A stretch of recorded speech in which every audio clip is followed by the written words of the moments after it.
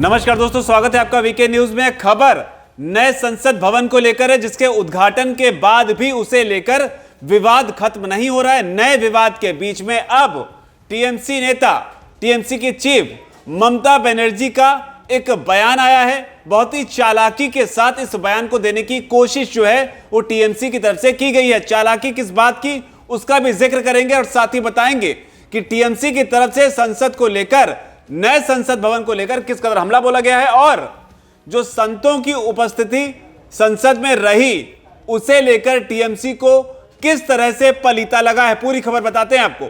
दरअसल जब नए संसद भवन का उद्घाटन किया गया था तो इस मौके पर तमाम संत संसद भवन के भीतर नजर आए थे। इनकी तस्वीरें नजर आई थी। मंत्रों के उच्चारण के साथ, भारतीय परंपरा के साथ, सनातनी परंपरा के साथ संसद का उद्घाटन किया गया था। और इस दौरान जब सिंगोल की भी स्थापना की गई प्रधानमंत्री नरेंद्र मोदी के द्वारा, तब इसकी तस्वीरें भी काफी वायरल हुई, जहां पर एक पूरा संत समाज जो है संसद भवन के अंदर नजर आया। लेकिन इन तस्वीरों को देखकर सबसे ज्यादा दिक्कत जिसको हुई है उनमें से एक है ममता बनर्जी।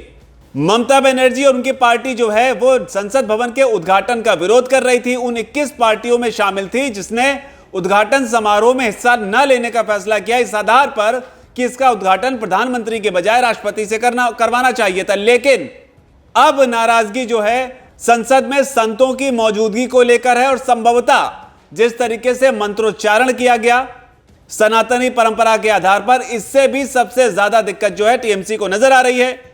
और इसे ही लेकर टीएमसी चीफ यानी कि ममता बनर्जी की तरफ से ट्विटर पर 2 फोटो शेयर की गई हैं, जिनमें से एक फोटो में देश के पहले प्रधानमंत्री जवाहरलाल नेहरू अपनी कैबिनेट के साथ हैं, जिस पर लिखा है आजादी के बाद।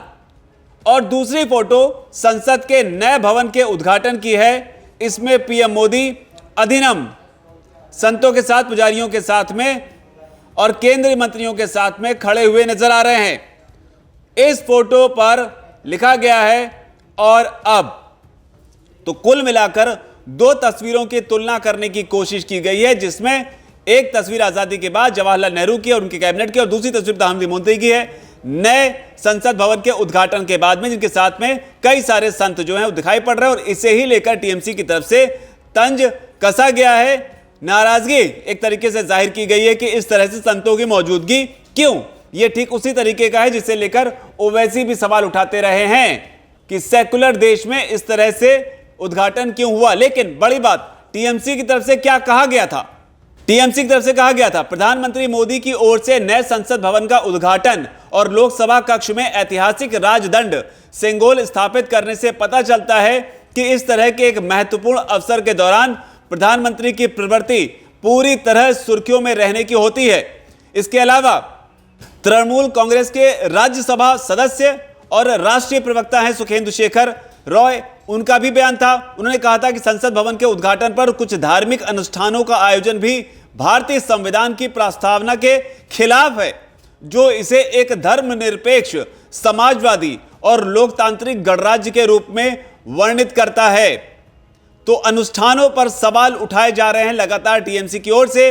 लेकिन अभिषेक बनर्जी भी हैं जो कि टीएमसी के नेता हैं।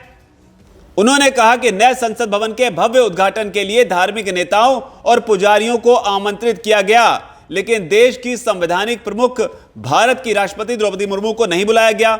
जब आप किसी मंदिर में जाते हैं तो आप निश्चित रूप से उन्हें आमंत्रित कर सकते हैं, लेकिन धार्मिक नेताओं की संसद में क्या भूमिका है? वे सदस्य नहीं हैं।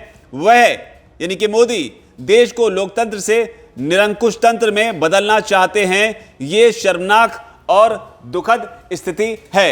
यानी कि टीएमसी के शब्दों में, आसान भाषा में आपको इस पूरी खबर का लबोलबा बताने की कोशिश करें तो संतों की मौजूदगी शर्मनाक नजर आती है, दुखद नजर आती है ममता बनर्जी, उनके पार्टी और उनके नेताओं को। आपको क्या लगता है? आपकी जो भी राय चेकर कमेंट सेक्शन में उसे आप जरूर लिखें। धन्यवाद। वीके न्यूज, राष्ट्र के नाम।